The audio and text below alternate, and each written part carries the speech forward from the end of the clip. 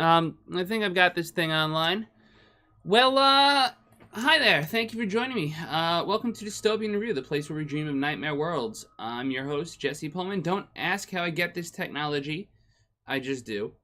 And today we're talking about the Terminator Dark Fate trailer. Now, a trailer exists mainly to bring up questions and suggest ideas about what a movie's going to be, right? And I just want to say, from purely like a first glance, I looked at it. I've seen it a few times now. Not gonna do a reaction video, but I liked it. I thought it was very strong. I love the theme of the hunter in the music. Sarah Connor's been hunted her whole life. Now she is the hunter, and there's a guy out there hunting grass. I can't help that. I don't personally know all of the characters and their motivations yet. I don't know if anyone does. I know you can look on Wikipedia, but I'm not here to spoil anything, right? If the idea of a trailer is to build up hype, then hey, I'm down with that. Let's see what questions this has raised for me.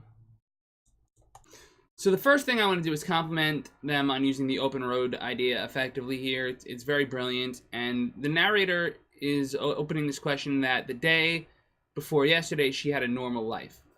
Okay, fine. So the day before yesterday, things were normal. Yesterday was Judgment Day, I'm assuming. I'm taking the promotional literature somewhat literally here. And then today is the day after Judgment Day. Okay, fine. She's on this open road. Why is the road open? That sign, you'll find out, says they're heading towards Mexico, which, great, good idea. They wanted to do that in the second movie. They wanted to do that in the third. All the movies, actually. But Skynet just launched Judgment Day. What's going on with the rest of the world? I want to see an answer to that question. Alright, second, what kind of Terminator is this?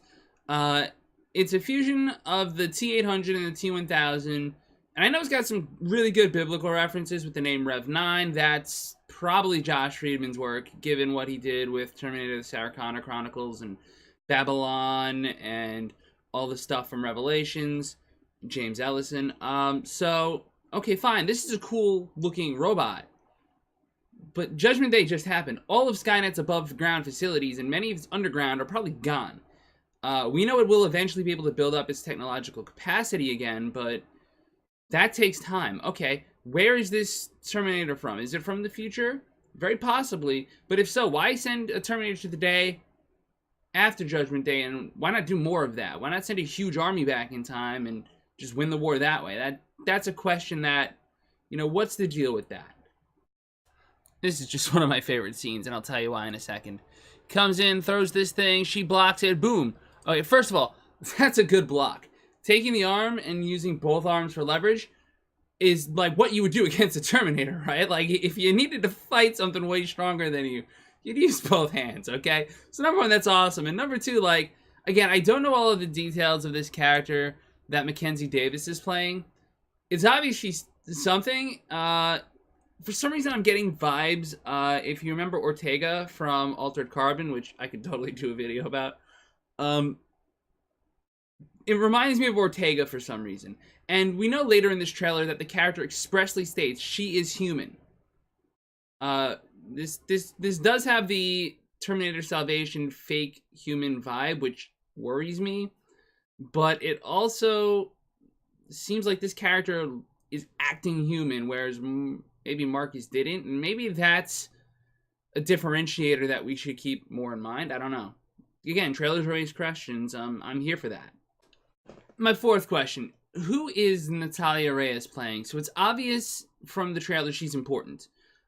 In fact, one of the best parts of the trailer is when Sarah explains why she's interested. She says, I was her. This is an innocent young girl who is a victim of trauma. That's Sarah Connor. That's what I talked about in the first video reviewing the Terminator series, so check that out if you haven't already. But I love that, and I love the way Sarah just rolls up on this thing, too. I mean, not for nothing, but if you get Linda Hamilton just doing this stuff all day long, I'm happy with the movie anyway, because, like, look at the way he moves. It's mad robotic, right? They've done a good job setting this up. It looks like Terminator, which, considering Genesis looked like Terminator, but wasn't quite Terminator, but was Terminator, but wasn't Terminator, and could have gone either way, and Salvation was the future war, but wasn't really bleak enough. I think one person called it, like, a convenient catastrophe, which might be a trend in literature, and don't get me wrong, Sarah having her little apartment here. Again, Judgment Day just happened. Isn't everything on fire? Like, I'm sure there's some safe house somewhere, and if anyone would figure out where to put it, Sarah and the T-800 would. We'll get to that in a minute. But isn't this Judgment Day? What about radiation? Like, somebody should be looking at the weather and listening to an RV going, we gotta get out of here in 10 minutes or the radiation's gonna kill us or we're gonna die. So, just, I don't know, right? Arnie's back! Yay, Arnie! Okay. Is he a T-800? If so, how old are they able to get and appear to get? I guess in the Sarah Connor Chronicles, Vic must have aged a few years. That's interesting. But either way, how has this one been here since before Judgment Day? Especially because Sarah is so big on destroying endoskeletons. Why is this one suddenly here? Is this another one Skynet sent back that maybe she captured and took down? And honestly, like, did Skynet build it before the war and now it can't build them anymore? But then how did it get old? I don't know, right? So I liked Genesis introducing us to an older T-800. That was fine. But then what's the deal with this? Like, why are they doing that again if Genesis was such a bad movie? And if it wasn't, why aren't they just building off of that? I don't know. And hey, look, I just wanted to show you the scene because it's really cool. And it's awesome and proves that this character isn't very human. Because we've seen what happens when Kyle Reese hits the Terminator. But let me ask you guys something.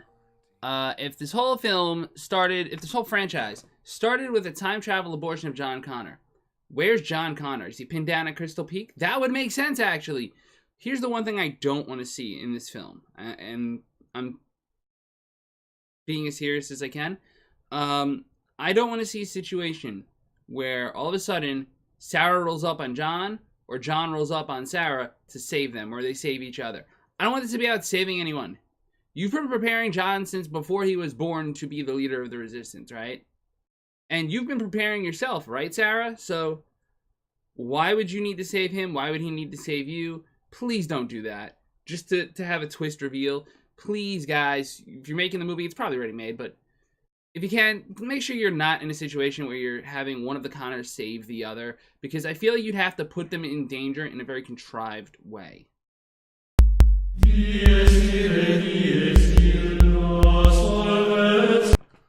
Alright, folks, and that's it for this quick little analysis of the Terminator Dark Fate trailer. I want to thank you all so much for joining me.